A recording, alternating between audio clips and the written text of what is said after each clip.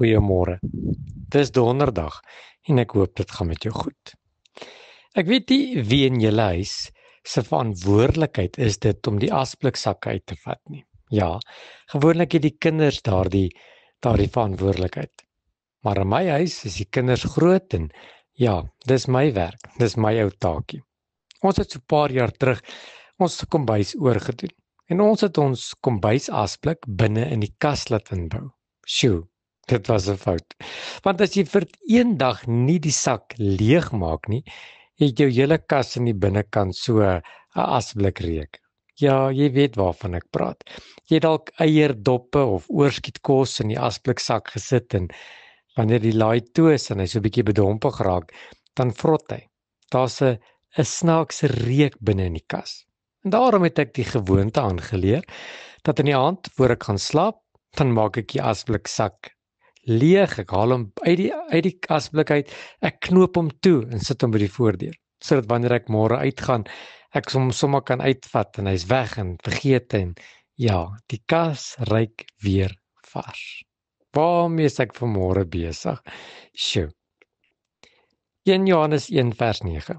As ons sondes bely, hy is getrou en regverdig om ons sondes te vergewe en ons van alle ongeregtigheid te reinig.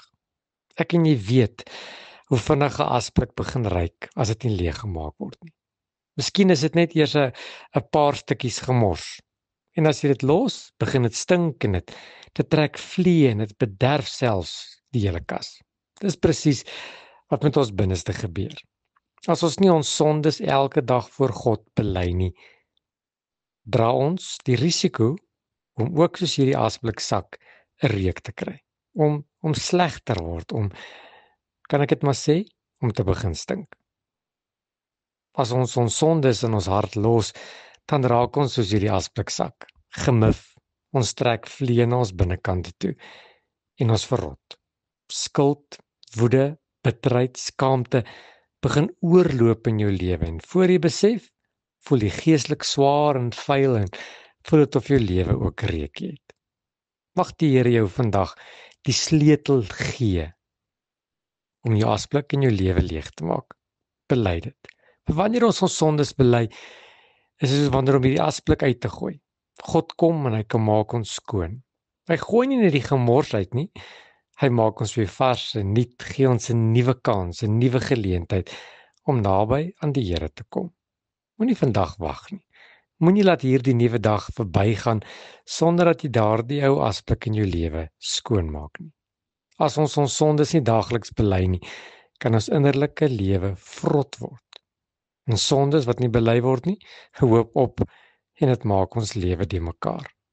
Elke dag moet ons toelaat dat God ons harte skoon maak, soos wat ek en jy elke dag daardie ou asblik moet skoonmaak. My gebed is, begin vandag en maak jou lewe weer skoon.